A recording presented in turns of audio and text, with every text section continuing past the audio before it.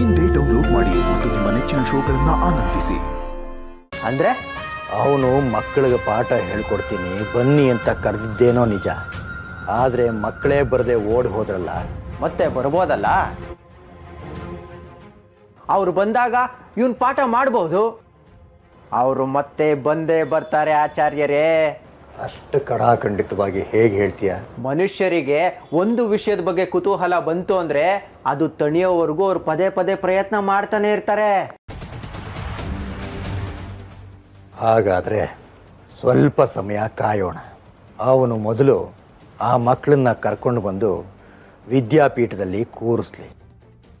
ಒಂದು ಗೊಂಡಿ ಗೋಸಗಣಿ ಖರ್ಚಾದರೂ ಸರಿ, ಇಡೀ ಮಠ ಶುದ್ಧಿ ಮಾಡಿಸೋಣ. ಅವನನ್ನು ಸಾಕ್ಷಿ ಸಮೇತ ಹಿಡಿದ್ರೆ ಮಠದಿಂದ ಬಹಿಷ್ಕರಿಸೋದು ಇಷ್ಟು ಸುಲಭ. ಚಿಟಿಕೆ ಹೊಡೆದಷ್ಟು ಸುಲಭ ಅಂದ್ರೆ ಭಲೆ ಆಚಾರ್ಯರೇ, ಸರಿಯಾಗಿ ಹೇಳಿದ್ರಿ. ಅವನು ತಪ್ಪಿಸ್ಕೊಳ್ಳೇಬಾರ್ದು. ಈಗಾಗಲೇ ಅವ್ರ ಅಣ್ಣ ಗುರುರಾಜನಿಗೆ ಪಾರು ಪತ್ತೇದಾರಿಕೆ ಬಿಟ್ಕೊಡ್ಬೇಕು ಅಂತ ಆಗ್ಲೇ ಪತ್ರ ಕಳಿಸಿದಾಗಿದೆ. ಇಲ್ಲಿಂದ ಇವನು, ಅಲ್ಲಿಂದ ಅವನು, ಇಬ್ರು ಒಂದೇ ಸಾರ್ತಿ ಉಚ್ಚಾಟನೆ ಆಗ್ಬೇಕು. ಒಂದು ವೇಳೆ ಆ ಮಕ್ಕಳು ಮಠಕ್ಕೆ ಬರದೇ ಹೋದ್ರೆ ಇವನನ್ನ ಇಲ್ಲಿಂದ ಉಚ್ಚಾಟನೆ ಮಾಡೋದಾದ್ರೂ ಹೇಗೆ? ಅದಕ್ಕೂ ನನ್ನ ಹತ್ರ ಒಂದು ತಂತ್ರ ಇದೆ. ಏನದು? ಚಂಡ, ಪ್ರಚಂಡ.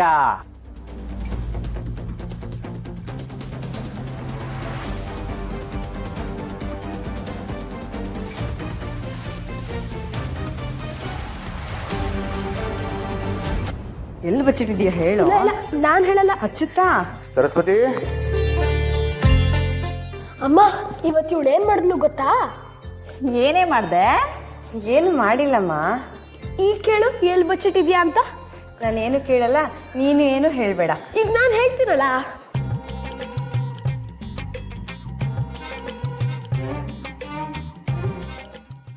ಅಮ್ಮ, ಇದೇನ್ ಗೊತ್ತಾ?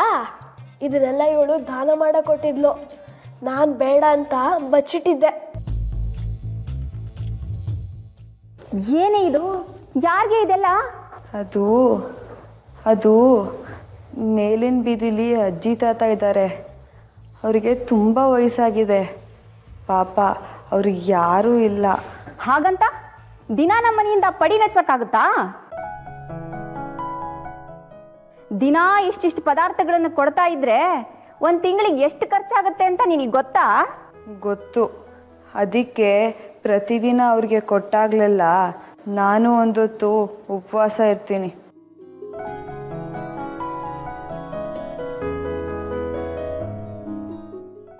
ಏನು ಉಪವಾಸ ಇರ್ತೀಯ? ಹೌದು ಯಜಮಾನ್ರೆ, ದಾನ ಮಾಡಮ್ಮ ಬೇಕಾದರೆ, ಆದರೆ ಉಪವಾಸ ಇರಬೇಡ ಅಂತ ನಾನು ಎಷ್ಟೋ ಸಲ ಹೇಳಿದ್ದೀನಿ.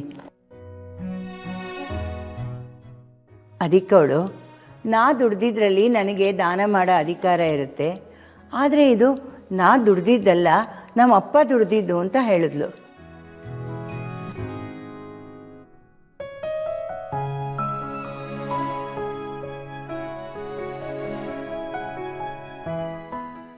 ನಮ್ಮಪ್ಪ ದುಡ್ದಿದ್ದನ್ನು ದಾನ ಮಾಡಿದ್ರೆ ಅದು ತಪ್ಪಾಗತ್ತೆ, ಅದಕ್ಕೆ ನಾನು ಒಂದು ಹೊತ್ತು ಉಪವಾಸ ಇರ್ತೀನಿ ಅಂತ ಹೇಳಿದ್ಲು. ನನ್ನ ಪಾಲಿನ ಆಹಾರನ ದಾನ ಮಾಡಿದ್ರೆ ತಪ್ಪೇನಿಲ್ಲ ಅಲ್ವಾ ಅಂತ ಕೇಳಿದ್ಲು. ಅದಕ್ಕೆ ಅವಳು ದಾನ ಮಾಡ್ತಾ ಇದ್ದಾಳೆ. ಓಹೋ, ಇದನ್ನ ದಾನ ಮಾಡೋದಕ್ಕೆ ಊಟ ಬಿಡ್ತಾಳೆ ಸರಿ. ಆದ್ರೆ ಅವಳು ಸರ, ಡಾಬು, ಬೈತಲೆ ಬಿಟ್ಟು ಇದನ್ನೆಲ್ಲ ದಾನ ಮಾಡಿದಾಳಲ್ಲ.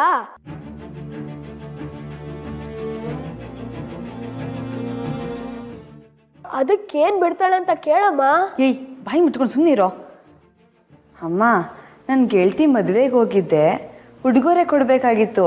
ತುಂಬ ಬಡವರು, ಅವ್ರಿಗೆ ಸಹಾಯ ಆಗುತ್ತೆ ಅಂತ ಕೊಟ್ಟು ಬಂದೆ. ಅಯ್ಯೋ ಅಯ್ಯೋ ಅಯ್ಯೋ, ಹಾಗಂತ ಬಂಗಾರ ಸರ ಕೊಟ್ಟು ಬಂದ್ಬಿಡ್ತೀಯೇನೆ? ಅದು ನಿಮ್ಮಪ್ಪ ಸಂಪಾದನೆ ಮಾಡಿರೋ ತಾನೆ? ಏನಿಲ್ಲ, ನಾನು ಹುಟ್ಟಿದಾಗ ನಮ್ಮ ಮಾವ ನನಗೆ ಅಂತ ಮಾಡಿಸ್ಕೊಟ್ಟಿರೋದು. ನೋಡಿದ್ರಾ ಮಾತಿಗೆ ಮಾತು ಹೇಗೆ ಜೋಡಿಸ್ತಾಳೆ ಅಂತ. ಇವಳು ಹೋದ ಮನೇಲೂ ಹೀಗೆ ದಾನ ಮಾಡ್ತಾ ಇದ್ರೆ ಇವಳನ್ನ ಜುಟ್ಟು ಹಿಡ್ಕೊಂಡು ತಗೊಂಬಂದು ತವ್ರ ಮನೆಗೆ ಬಿಟ್ಟು ಹೋಗ್ತಾರಷ್ಟೇ. ಲಕ್ಷ್ಮಿ, ಈಗಿನ ಕಾಲದಲ್ಲಿ ಮಕ್ಕಳಿಗೆ ದಾನ ಧರ್ಮದ ಬುದ್ಧಿ ಬರೋದೇ ಅಪರೂಪ. ಅಂಥದ್ರಲ್ಲಿ ನಮ್ಮ ಮಗಳಿಗೆ ಕಷ್ಟದಲ್ಲಿರೋರಿಗೆ ಕರುಣೆ ತೋರಿಸೋ ಬುದ್ಧಿ ಇದೆಯಲ್ಲ, ಅದಕ್ಕೆ ನಾವು ಹೆಮ್ಮೆ ಪಡಬೇಕು. ಅನ್ನ ಇಲ್ಲದೆ ನರಳೋರ್ಗೆ ಅಕ್ಕಿ ಬೇಳೆ ಕೊಡೋಕ್ಕೋಸ್ಕರ ತಾನು ಒಂದು ಹೊತ್ತು ಉಪವಾಸ ಮಾಡ್ತಾಳೆ ಅಂತಂದರೆ ಇಂಥ ಮಗಳನ್ನು ಪಡೆಯೋದಕ್ಕೆ ನಾವು ಪುಣ್ಯ ಮಾಡಿರಬೇಕು.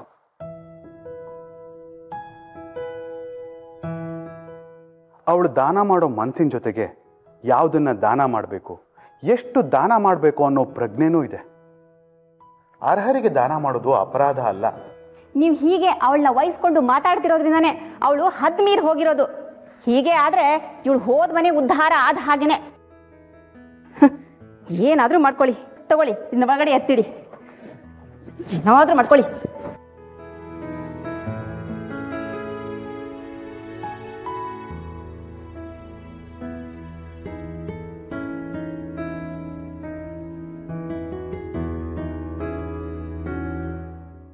ಮಗಳೇ, ಸಂತೋಷ ಪಡೋ ವಿಷಯಕ್ಕೆ ಯಾಕೆ ಮಗಳೇ ಹೇಳ್ತಾ ಇದೆಯಾ? ನೀನು ಮಾಡಿರೋದು ಒಳ್ಳೆ ಕೆಲಸನೇ. ನಮ್ಮ ಹತ್ರ ಇದ್ದಾಗ ಇಲ್ಲದೇ ಇರೋರಿಗೆ ಅಲ್ಪ ಸ್ವಲ್ಪ ದಾನ ಮಾಡೋದ್ರಲ್ಲಿ ಯಾವ ತಪ್ಪು ಇಲ್ಲ. ಆದರೆ ಇವತ್ತಿಂದ ನೀನು ದಾನ ಮಾಡೋಕ್ಕೋಸ್ಕರ ಉಪವಾಸ ಇರೋದು ಬೇಡ. ಅವ್ರು ಯಾರು ಅಂತ ನನಗೆ ತೋರಿಸು. ಅವ್ರ ಜೀವನಕ್ಕಾಗೋಷ್ಟು ವ್ಯವಸ್ಥೆನ ನಾನು ಮಾಡ್ತೀನಿ. ನಿನ್ನ ಪುಣ್ಯ ನಮಗೂ ಸ್ವಲ್ಪ ಬರಲಿ.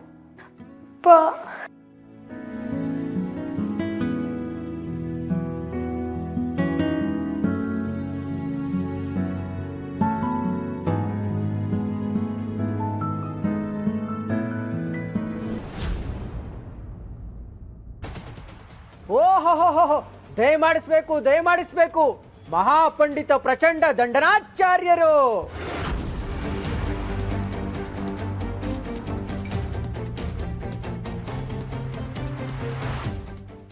ಈ ಶ್ರೀಮಠ ಸಂಸ್ಥಾನ ನಿಮ್ಮಂತ ವಿದ್ವತ್ ಜಗತ್ತಿನ ಸರಸ್ವತಿ ಪುತ್ರರಿಗೆ ಸದಾ ಬಾಗ್ಲು ತೆಗೆದಿರುತ್ತೆ. ನನ್ನ ಪಂಥಾವನವನ್ನು ಸ್ವೀಕರಿಸುವ ಪಂಡಿತರು ಯಾರಿದ್ದಾರೆ ಇಲ್ಲಿ? ಈ ಆಸ್ಥಾನಕ್ಕೆ ಯಾರು ಪಂಡಿತರು? ಇಲ್ಲಿ ನನ್ನನ್ನು ಗೆಲ್ಲುವರು ಯಾರು? ಈ ಆರ್ಭಟ ಸಾಕೆ, ಇನ್ನೂ ಬೇಕೆ? ತೆಗಿರಿ ಕೈನಾ.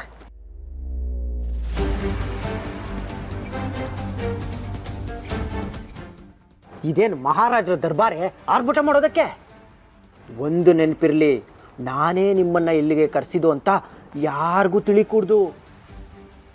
ನಿಮ್ಮ ಮಾತು ಮತ್ತು ವರ್ತನೆ ನೀವಾಗೇ ತರ್ಕಕ್ಕೆ ಬಂದಿದ್ದೀರಿ ಅಂತ ನಂಬೋ ಹಾಗಿರ್ಬೇಕು. ಈ ಮಠಕ್ಕೆ ಪಂಡಿತ ವೇಷದ ನರಿಮುಖದವನೊಬ್ಬ ಬಂದು ವಕ್ರಿಸಿದ್ದಾನೆ. ಅವನ್ನ ವಾಗ್ವಾದಕ್ಕೆ ಎಳೆದು ಮಣ್ಣು ಮುಗಿಸಿ ಮಠದಿಂದ ಓಡಿಸಿದ್ರೆ ಆಯ್ತು. ಅಷ್ಟು ಸಾಕು.